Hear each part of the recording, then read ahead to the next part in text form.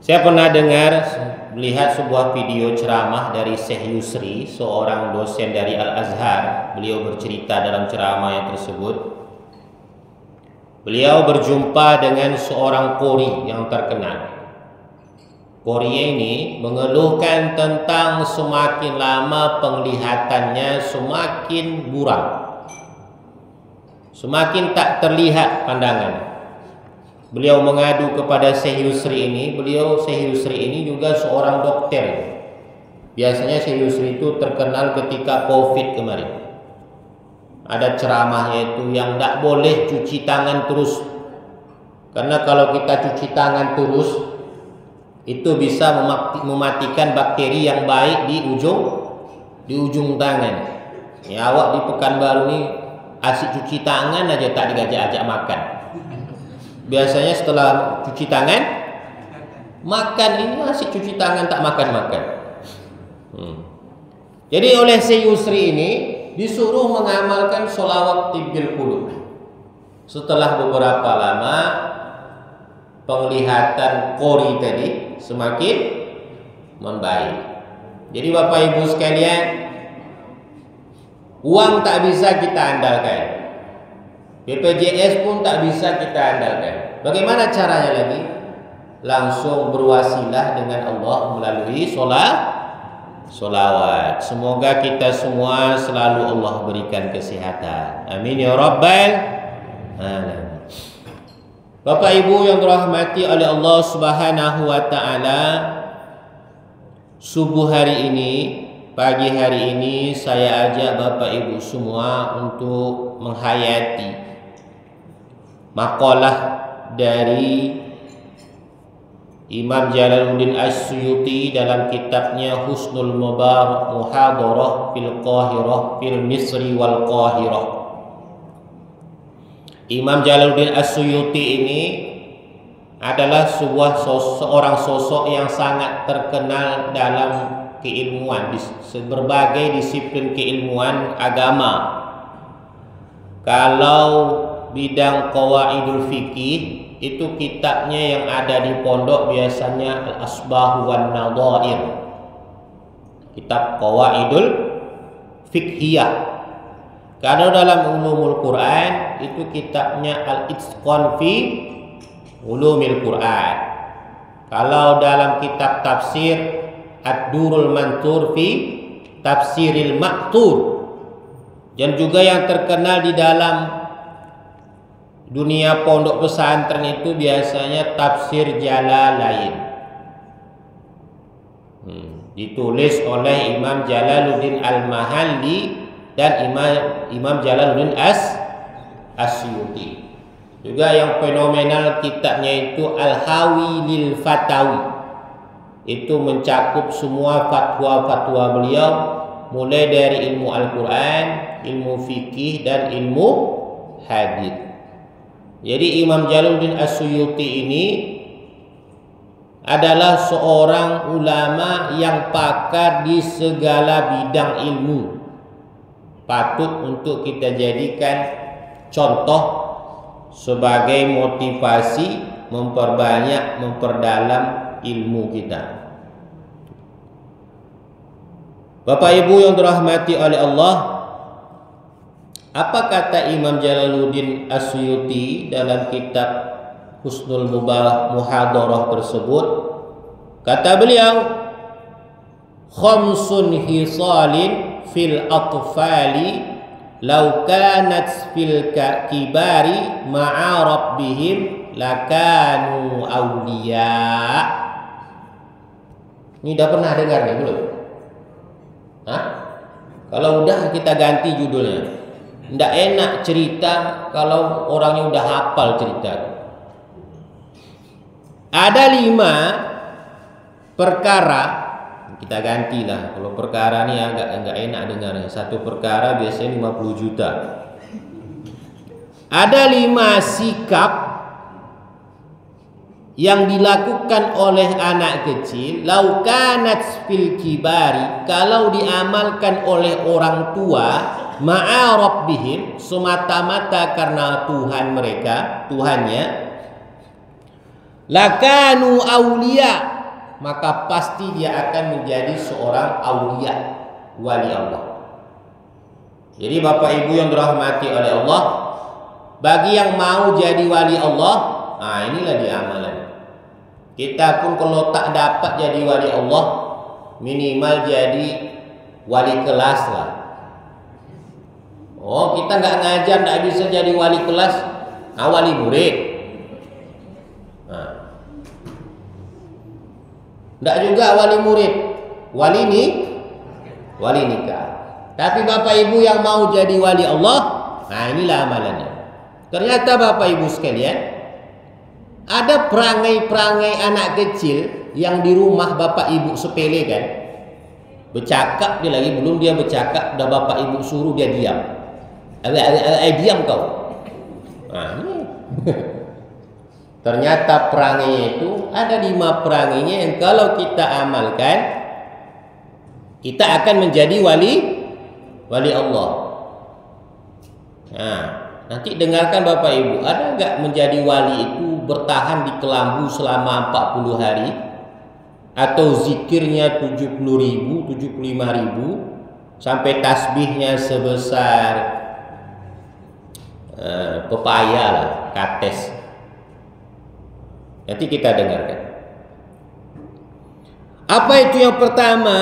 Sikap seorang anak kecil yang kalau diamalkan oleh orang yang dewasa dia akan menjadi wali Allah.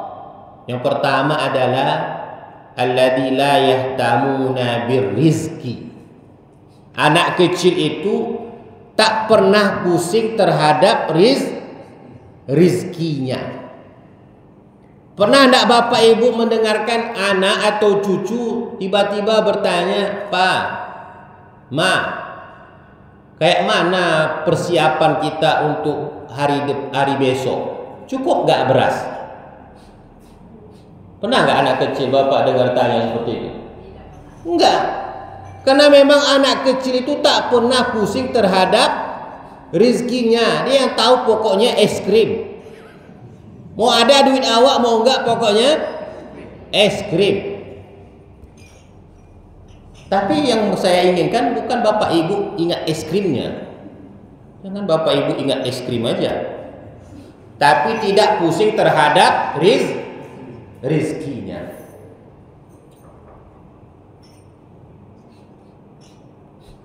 Banyak para wali Allah itu Bapak Ibu sekalian, termasuk guru dari ayah saya, guru Thariqat Naksabandi di Muara Niko, Pasir Pengarayan.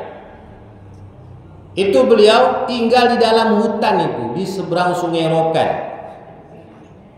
Tinggal di situ, wali-wali Allah itu rata-rata dia mau mengasingkan diri dari kehidupan manusia supaya terhindar dari potensi banyaknya kesalahan. Banyak dilihat nih biasanya besar potensi kita untuk menggibah.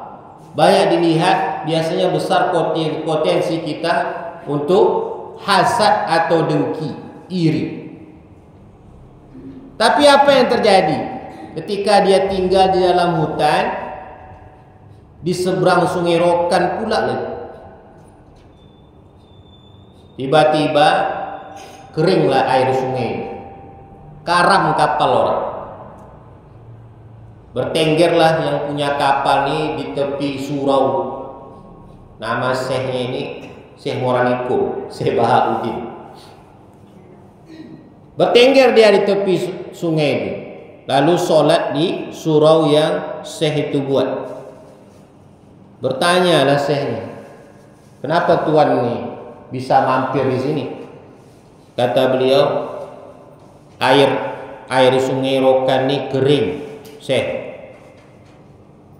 Oh, nanti setelah tuan selesai sholat, insya Allah nanti air itu udah pasang lagi. Ternyata terjadi memang, selesai sholat airnya naik. Terdengarlah kabar ini kepada yang lain, karena yang punya kapal ini bercerita pula kepada yang lain. Akhirnya apa yang terjadi? Jalan masuk ke rumah dia yang selama ini hutan nih diperbaiki orang, dibuat orang jalan yang lapang, jalan lebar.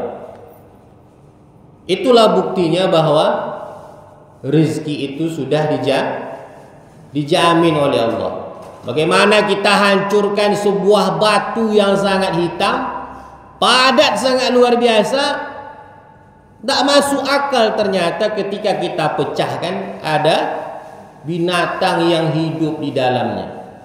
Bagaimana tawakalnya tukang pergi mancing? Orang mancing itu Bapak Ibu sekalian, kalau sudah sangat sakau dia, dalam bahasa kasarnya, nampak dia parit yang selama ini kering tiba-tiba berair, dia campakkan di situ pancing itu. Ternyata apa yang terjadi? Dapat ikan. Wa ma min dabbatin fil ard illa 'ala Allahi rizquha. Tidak ada yang melata, satupun yang melata di muka bumi kecuali yang sudah Allah jamin rizkinya. Dalam ilmu nahwu, kalau berjumpa dua yang nafi, maka hilangkan nafinya. Sama dengan ayat wa ma Muhammadun illa rasulun. Maka buang ma-nya, buang illanya. Jadi Muhammad Rasul. Sama dengan ayat tadi, wa ma min dabbatin fil ard illa 'ala Allahi rizquha. Buang ma-nya, buang illanya. Apa itu? Setiap yang melata di muka bumi, Allah sudah jamin rizkinya. Jadi Bapak Ibu yang dirahmati oleh Allah, tak boleh ragu kita terhadap rizki yang sudah Allah berikan kepada kita. Meragukan rizki sama dengan meragukan Allah Subhanahu wa ta'ala yang maha memberi rizki. Kita ini diwajibkan untuk berikhtiar, tetapi bukan ikhtiar itu yang menyebabkan kita untuk mendapatkan rizki. Itu salah. Ikhtiar itu hanya bentuk ketaatan kita kepada Allah, tapi bukan sebuah wasilah untuk mendapatkan rizki. Sebagaimana yang dicontohkan oleh ibu kita, siapa itu? Hajar. Ketika Hajar ditinggalkan oleh Ibrahim alaihissalam di tempat yang tandus, tempat lembah yang tandus, tak ada air sama sekali, ditinggalkan beserta seorang anak bayi. Tetapi ketika Ibrahim sudah jauh, lalu anak bayi ini menangis, tak serta-merta membuat Hajar itu langsung berdoa kepada Allah. Ya Allah, aku ini istri Nabi, ya Allah. Ya Allah, anakku yang menangis ini adalah anak Nabi. Kelak pun akan diproyeksikan menjadi seorang Nabi. Hajar tak lantas langsung berdoa. Tapi apa yang dilakukan oleh Hajar? Hajar berusaha mencari air antara Safa dan Marwah. Sa'i artinya apa? Usaha. Sa'i itu diabadikan menjadi rukun umroh dan rukun haji dari perbuatan yang dicontohkan oleh Hajar, seorang perempuan. Jadi kalau banyak selama ini perempuan menggunakan identitas keperempuanannya untuk meminta-minta, untuk menjadikan pembenaran kalau dia itu manusia yang lemah, maka dia kalah dengan Hajar. Apalagi laki-laki, perempuan saja menjadi inspirasi. Lalu bagaimana dengan laki-laki meminta-minta, mengaku paling lemah ketika minta beras miskin yang paling depan? Itu maaf cakap, potong aja lah. Apa yang dipotong nih Pak Ustadz? Jawablah dalam hati masing-masing. Karena Hawa sudah mencontohkan. Bu, lanjut lagi ceramahnya. Udah agak lain saya cium bau ini.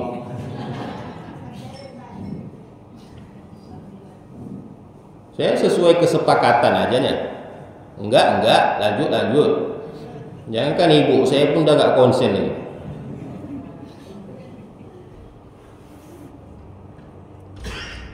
فَإِذَا قُضِيَتِ الصَّلَاةُ فَانْتَشِرُوا فِي الْأَرْضِ وَابْتَغُوا مِنْ فَضْلِ اللَّهِ وَاذْكُرُوا اللَّهَ كَثِيرًا. Kalau kamu selesai mengerjakan solat, nah, kita ini berjumpa dengan yang maha memberi rezeki. Kita berdoa, Allahumma kfina bihalalika an haramika wa aghnina amman siwak. Kita selalu berdoa, Allahumma ausi' arzaqana. Belum lagi kita berdoa, Allahumma in kana rizki fis sama'i fa anzilhu wa in kana fil ardi. Bu, sambunglah. Wa in kana fil ardi. Enggak, ibu-ibu saya suruh. Kalau marahi anaknya kencang nih, pokoknya tak apa, atau malu-malu kayaknya. Itulah itu yang kita sepakati. Wa in kana fil ardi fa akhrijuhu wa in kana mu'asiran fa yasir. Ya Allah, kalau rezekiku di langit campakkan ya Allah. Kalau rezekiku di bumi keluarkan ya Allah. Kalau rezekiku susah mudahkan ya Allah. Kalau haram halalkan. Kalau jauh dekatkan.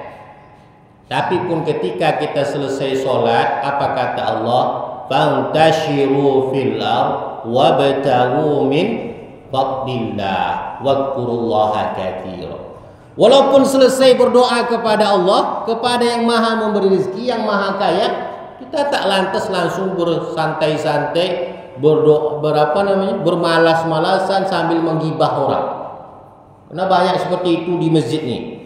Kok tahu Pak Ustaz? Saya kan lama juga jadi gorim nih. Selesai nanti sholat, nah itu nanti ada yang tak setuju dengan doa berjamaah. Cerita ada itu. Awak jadi imam pun lupa atas subhanallah, tak masih alhamdulillah.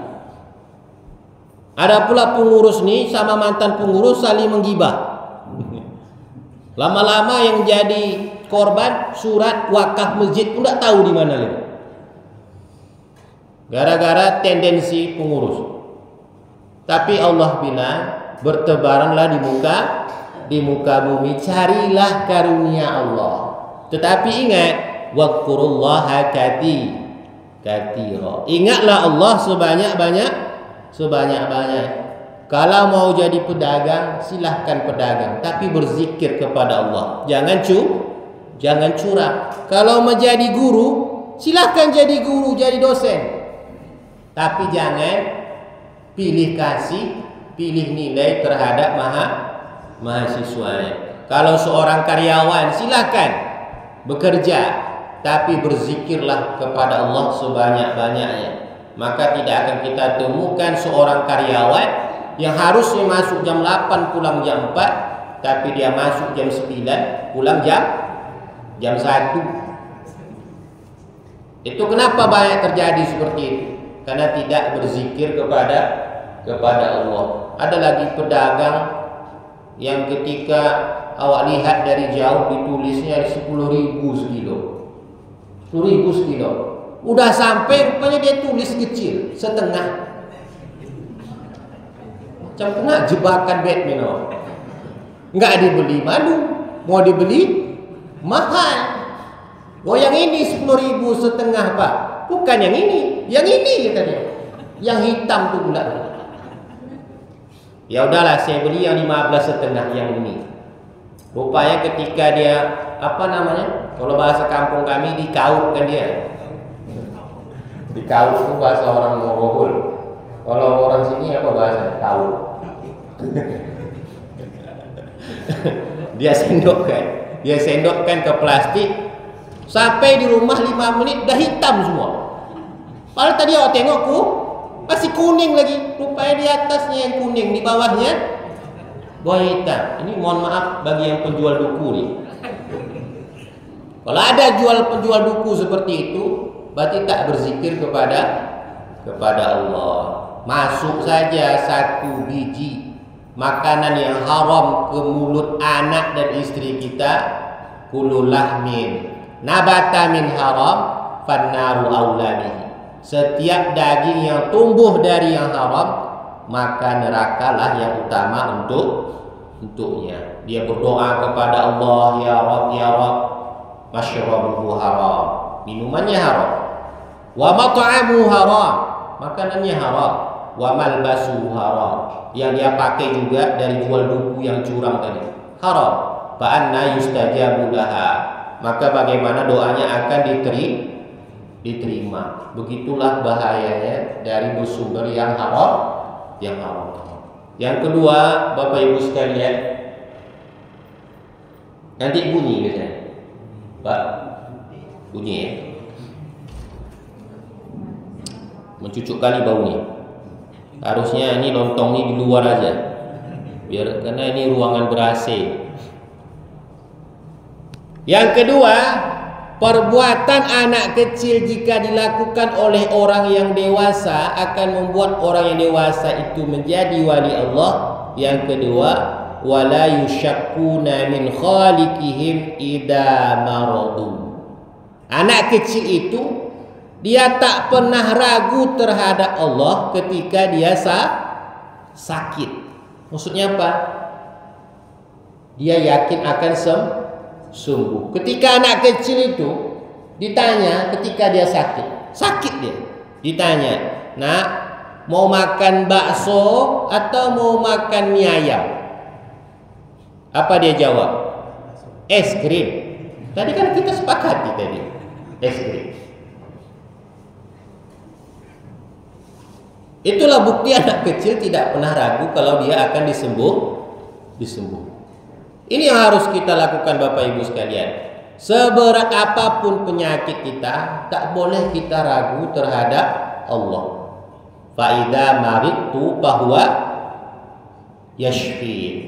Ketika aku sakit, maka Dia yang Maha menyembuhkan. Lanjut. Karena ini dah berlalu waktunya. Yang ketiga,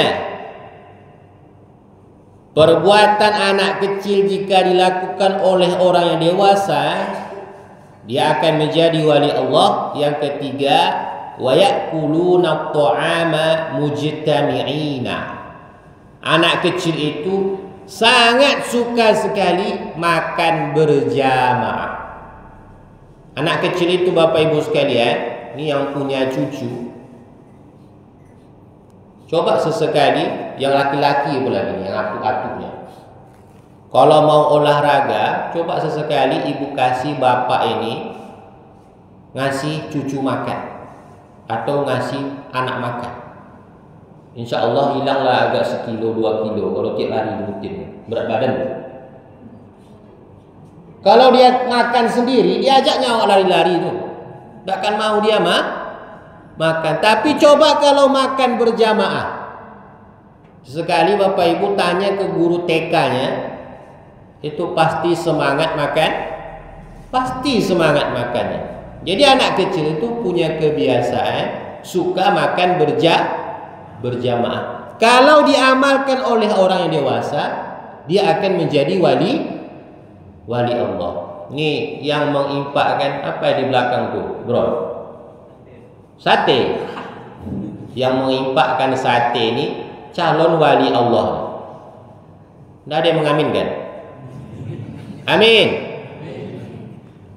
Bukan saya suruh impak sate, amin aja pun susah.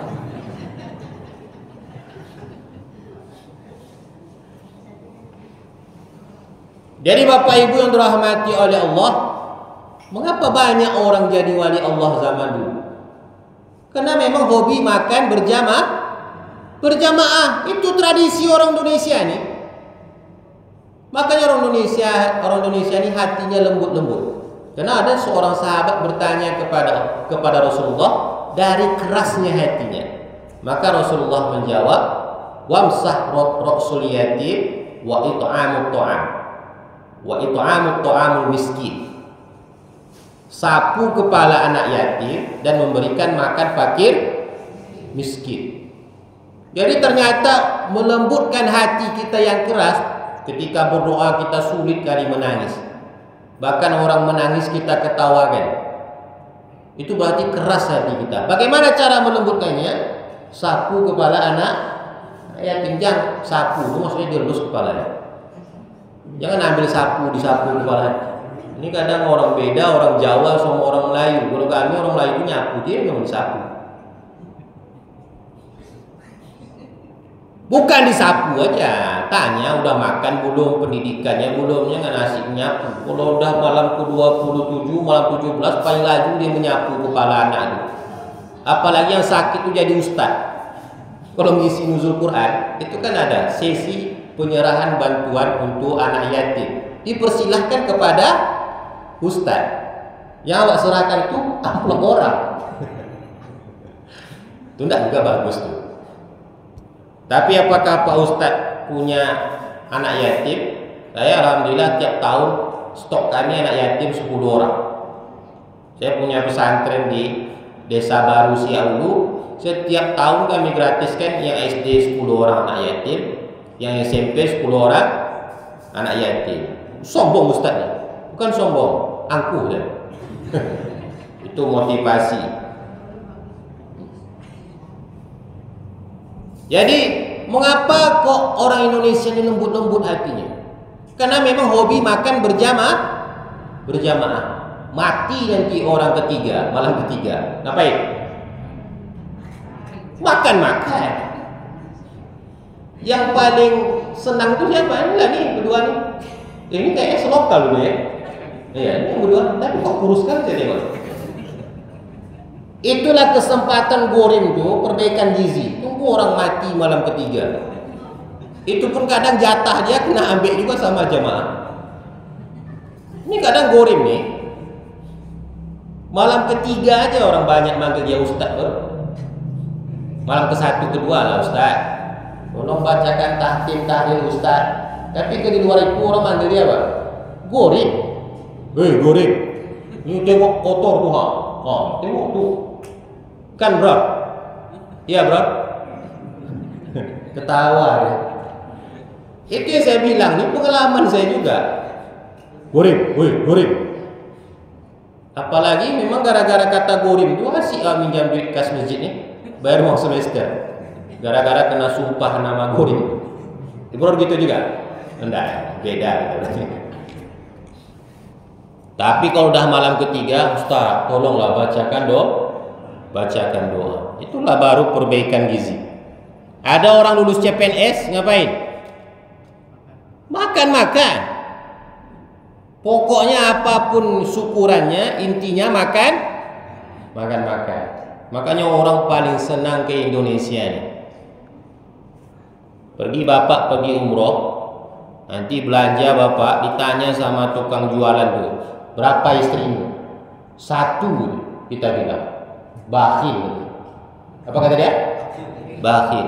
Dia pun macam ya bini dia 1, kedua itu orang Indonesia tuh sanggup dia bini 1, 2. Bini ketiganya baru orang Arab. Kenapa? Orang Indonesia nih pandai aja azan, udah datang mama menawarkan. Pak Ustaz, anak gadis saya ada 2 orang di rumah. Itulah lembut hatinya orang Indonesia. Pandai azan aja ditawarkan anak gadis. Udah pernah? Berarti nggak bagus azan kalian. Udah 3 kali orang yang mengundang saya. Yang ketiga ini baru saya mau. Inilah kesempatan saya mempelasah orang ini. Awak tinggal di Kulim, jalan pesantren, disuruhnya ceramah di sini. Apa anda menderita? Yang ketiga kali ini baru. Jadi apa amalan yang ketiga? Amalan anak kecil kalau diamalkan oleh orang yang dewasa dia akan jadi wali Allah. Yang ketiga apa bu? Aku nengok ibu-ibu ini agak suram masa depan. Nggak mau bercakap. Apa yang ketiga? Suka makan berjamaah. Yang pertama apa tuh? Tidak pernah pusing terhadap rezekinya. Yang kedua, tidak ragu ketika dia sakit. Maksudnya yakin sehat. Yang ketiga, suka makan berjamaah. Suka makan berjamaah. Ini 10 menit lagi ya. Oke. Yang keempat, wa idza khafu jarat uyunahum bid-dumu. Jarat uyunihim bid-dumu. Anak kecil itu kalau dia takut mengalir dari matanya, mengalir air matanya karena takut. Ini kalau diamalkan oleh orang yang dewasa, maka dia akan menjadi wali Allah. Maksudnya apa Bapak Ibu sekalian? Wali Allah itu cengeng dia. Dan kita memang diperintahkan Allah untuk menangis. Falyadhaku qalilan waliyabku katsiran. Sedikitlah tertawa tapi banyak menangis. Bahkan Allah katakan fatabaku, pura-puralah menangis. Pura-puralah menangis untuk memancing air mata itu keluar. Ini yang jarang lagi kita temukan bagi orang yang dewasa. Apa itu? Mengkhususkan dirinya untuk menangis karena takutnya kepada Allah. Maka bagaimana cara melatih kita, riyadhah kita supaya mau menangis di hadapan Allah itu? Termasuk diantaranya adalah sholat tahajud. Sholat tahajud itu melembutkan hati kita. Wa minal laili fatahajjad bihi nafilatan lak asa ayyab'ataka rabbuka maqaman mahmuda. Dan dari sedikit malam itu fatahajjad bihi, bertahajudlah, nafilatan lak, nafilah ibadah tambahan. Asa ayyab'ataka rabbuka maqaman mahmuda. Mudah-mudahan Tuhanmu akan membangkitkanmu di tempat yang terpuji. Tempat terpuji itu siapa? Tempatnya para aulia Allah, para nabi, para rasul, para ulama. Maka bagaimana caranya biar mudah kita menangis? Mengikuti tempatnya rasul, para aulia dan para ulama. Bagaimana caranya? Dengan banyak-banyak bertahajud. Bertahajud itu Bapak Ibu sekalian seperti kita menjapri orang. Di saat orang lain tidur, hanya beberapa orang aja yang terbangun, itu bercakap-cakap dengan Allah, itu seperti menjapri. Kenapa? Karena kalau kita hanya mengandalkan doa kita ketika sholat 5 waktu sehari semalam, itu seperti percakapan grup. Sekali kita tengok grup sudah 2000 chatnya, ibu baca nggak lagi tuh? Ibu baca nggak lagi? Paling senang ganggu ibu-ibu. Ya kalau marah nanti paling-paling sama yang tuanya nggak marah. Kalau ada juga yang baca chat 2000, itu kurang kerjaan memang. 2000 chatnya dia baca. Nah, bagaimana caranya solusinya ibadah kita, doa kita didengar oleh Allah? Yakni ketika tahajud. Itu kan sebuah analogi. Yang kelima, wa idza takhasamu tusari'u ila sulhi. Kalau dia berselisih paham, berantem, maka dia cepat-cepat untuk berbaikan. Ini amalan anak kecil yang sangat luar biasa. Apa itu? Pemaaf. Tak sampai 5 menit kita pukul dia, kita marahi dia, dia langsung dekat memeluk kita. Kita yang pukul dia. Kalau kita tanya, dia siapa yang jahat? Kita yang jahat. Tapi kita bilang peluk nak, dia peluk dah kita. Peluk. Coba kalau orang tua. Jangankan sama orang lain, sama kakak beradik ya 30 tahun sampai sekarang ada yang seperti itu, tidak mau. Kalau balik kampung tidak pernah lama-lama, 1 hari aja. Kalau udah hari kedua itu udah mulai bicara harta warisan. Maka kalau kita amalkan nih Bapak Ibu sekalian, kita akan menjadi wali Allah. Apa itu? Mudah memaafkan. Mengapa kita harus memaafkan? Karena itu adalah amalan orang yang bertakwa. Wasari'u ila maghfiratin min rabbikum wa jannatin 'arduhas samawati wal ard uiddat lil muttaqin alladzina yunfikuna fis sarra'i wad dharra wal kadhiminal ghaidha wal 'afina 'anil nas.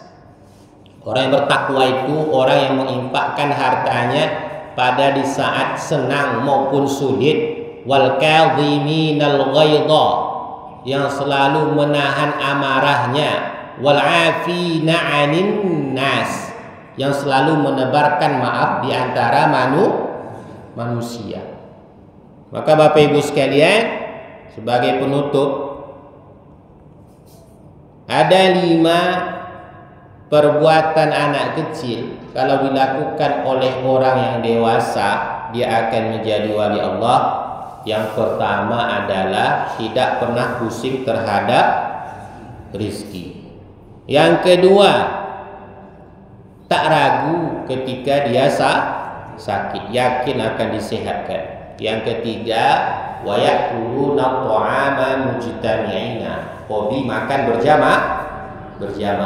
Yang keempat, kalau dia takut mudah keluar air matanya, menangis. Yang kelima, apabila dia berselisih paham, apabila dia cekcok, dia cepat untuk berbaikan. Itu mungkin kajian kita subuh hari ini. Tentunya saya yang dhaif, penuh dengan kesalahan dan kejahatan, salah dari ucapan lisan saya, perbuatan saya mohon untuk Bapak Ibu maafkan. Bisa Bapak Ibu maafkan? Kalau dia tak bisa maafkan, berarti dia kena di nomor 5 gitu. Tak bisa jadi wali Allah. Ini enaknya habis ceramah langsung wafat saja mengamalkan. Kita tutup dengan doa kafaratul majlis.